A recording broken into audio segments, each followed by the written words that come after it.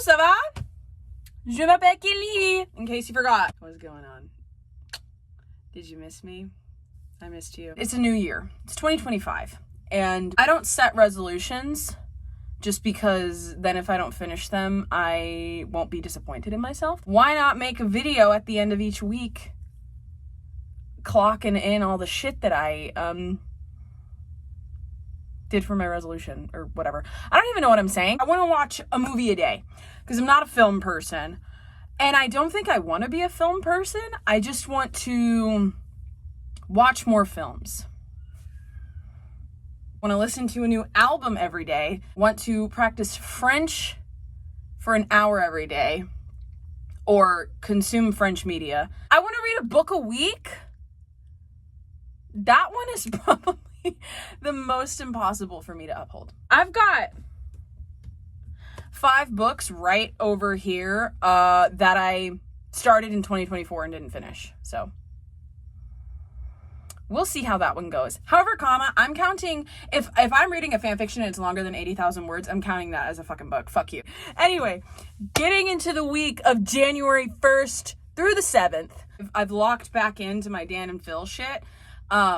And Dan and Phil have always been fans of Final Fantasy, and I started talking to my friend about what's the tea with Final Fantasy VII, and I found a playthrough, and I've been watching it. I've been watching an hour a day so I don't get overwhelmed because the playthrough is 22 hours long. And at first, it was kind of boring, but then I kind of got into it. I want to know Cloud's backstory, you know? Like, I don't know the whole thing. I'm 7 hours into this playthrough. Spoilers for Final Fantasy VII. Sephiroth has broken free of wherever the fuck they were keeping his ass. Also, I thought Sephiroth was a girl. They showed him for the first time. I was like, that's a lesbian. Anyway, and the person doing this playthrough is intentionally choosing Tifa. And I know about Cloud and Tifa, you know? So, thank you, person who uploaded this video in 2021. They uploaded it for Kinley in 2025. Thank you so much. I'm kind of confused on how to feel about Rufus. Because he doesn't seem to fuck with his father. His father's dead now, at this point in the game. And now he's going to be the new president of Shinra. Also, I wasn't liking Eris at first. Because I was like, why are you flirting with Cloud? But I forgot that you can, like, I assume you can end up with Eris and not Tifa. My friend said if they interact, whoever you interact the most with is who you get a scene with later. Anyway. The soundtracks I've been listening to. If you don't know that I fuck with music hard, you don't know me. I pride myself in my music taste. It's not exactly mainstream. That's a joke. It's not mainstream, but I do like to dabble in a different genre. But it's like the way My Chemical Romance makes me feel is something that can barely be replicated. When music makes me feel like that, then I feel compelled to add it to my playlists and learn it and memorize it. So, the albums I've been listening to. First album, January 1st, was the I Saw the TV Glow soundtrack, because I watched, spoiler for the movie section, I Saw the TV Glow. This soundtrack was incredible. This soundtrack is at least 50% of the reason why I liked that movie so much. Literally every single song, I was like, I like this, I like this, I like this. This is gonna be the soundtrack I listen to today. And Claw Machine?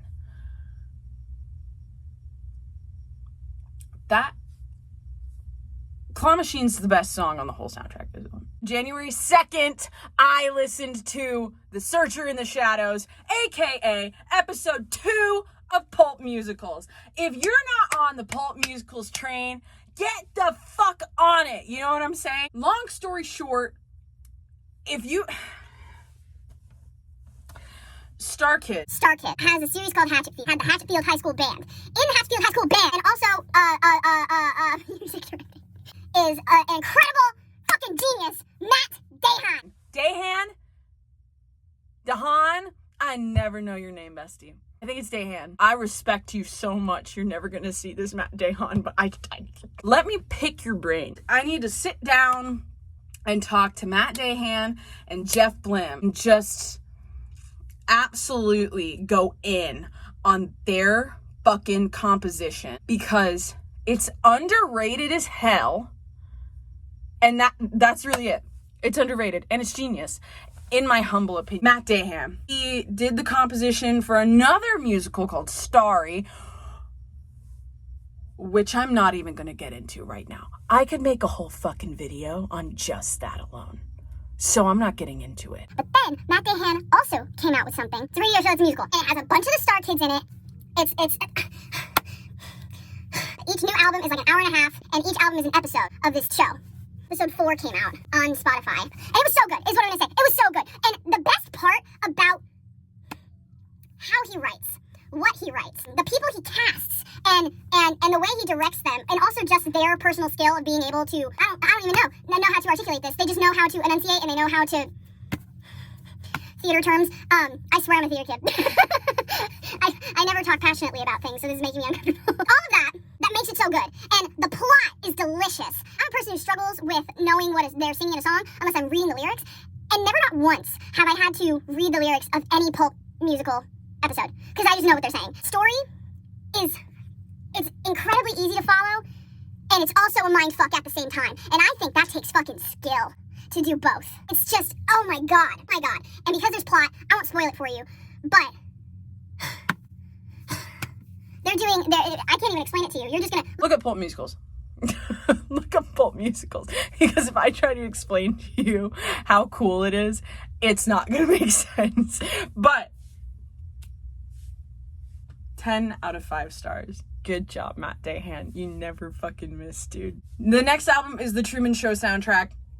Again, spoilers for the movie I watched that day, January 3rd. The Truman Show soundtrack. It was just beautiful. It was really good. January 4th, I listened to I don't know how to pronounce their name. I say Manskin. Megan, those people. I listened to their album, Rush. Are You Coming? It was good. I don't know why I never listened to them. I don't know why I was sleeping on them. It was a good album. There were some bangers in there. He can sing. There's something about his voice that just scratches my brain.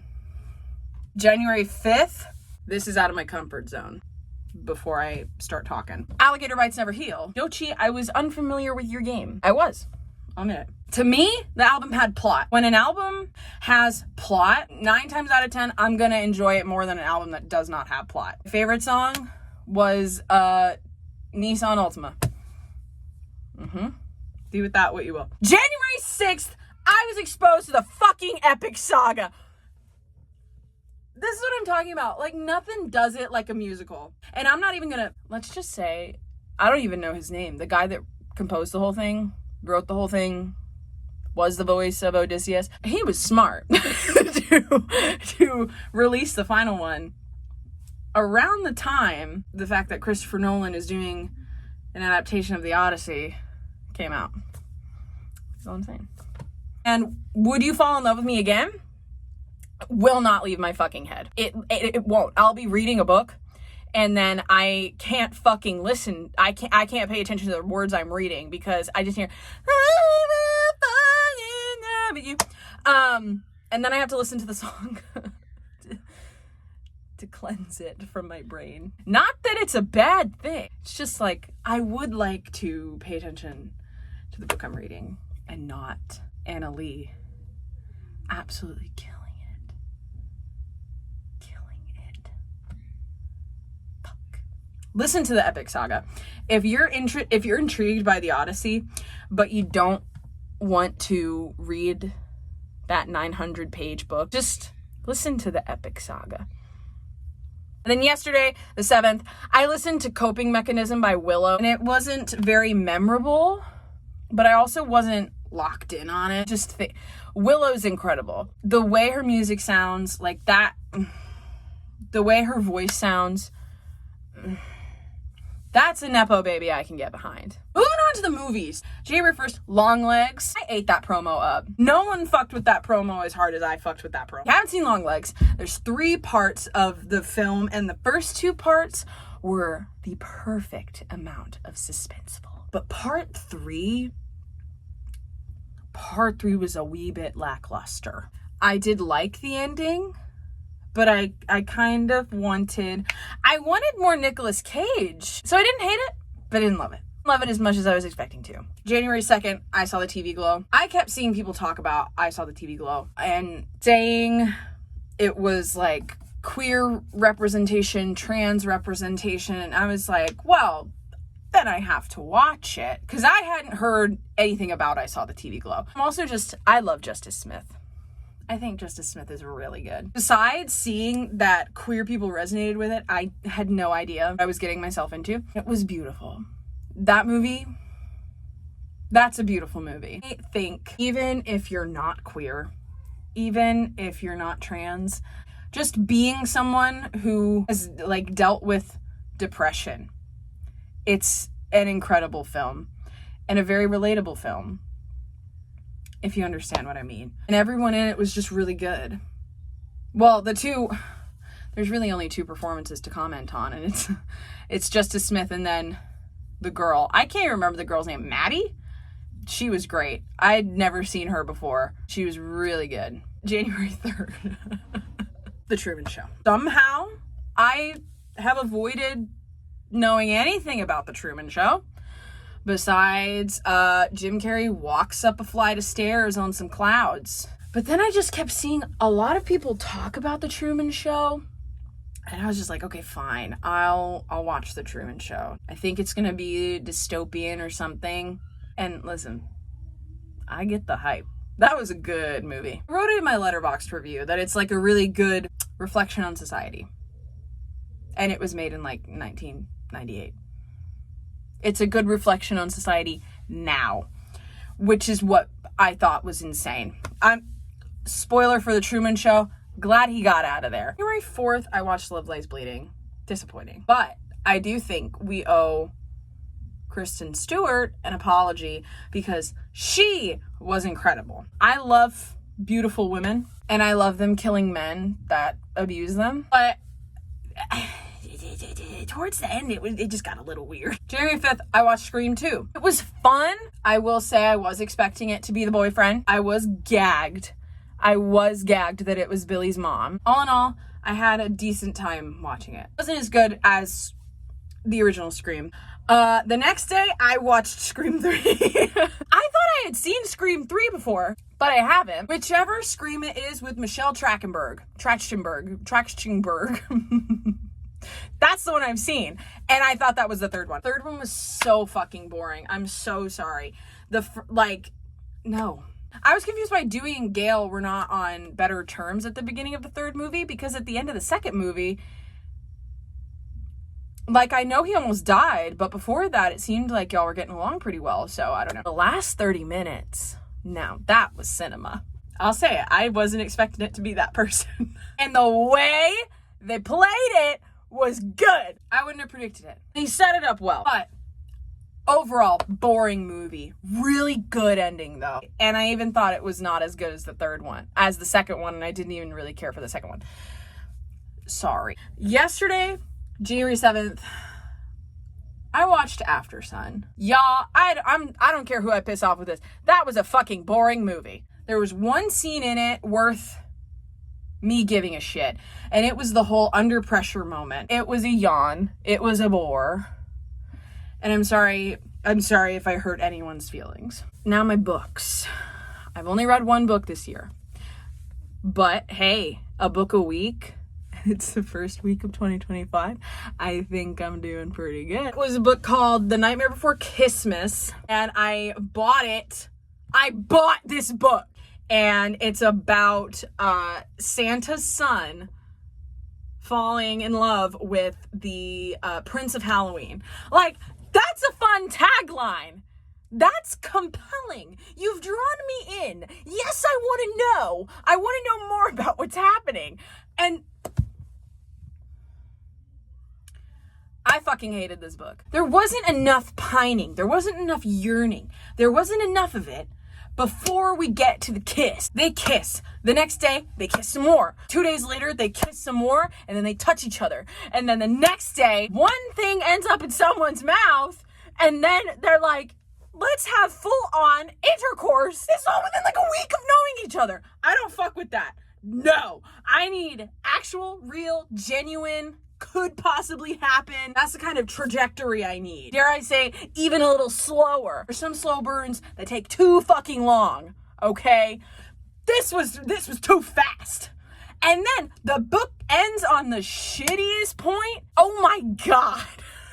It was so bad. And the whole time, oh my God. The whole time, you think that the Princess of Easter and the other Prince of Christmas, so the younger one, are going to end up together. You find out they told each other. You find out he told her, and she's like, no, you're my best friend. But you only find that out through context clues. It's not even explicitly said. But apparently, there's a second book coming out this December, which is the other Prince of Christmas, falling for, drumroll please, the Prince of St. Patrick's Day. Listen, I was more invested in that brother than I was in the one in this book, so maybe I'll read that. I don't know. But man, it was stupid. it was not worth my time. It was 400 pages of just wasted time. Alexa, play All the Wasted Time from Parade. So, that's it. Week 1 in review. Hopefully I keep this up. This is actually really exciting. I'll see you next week. Bye.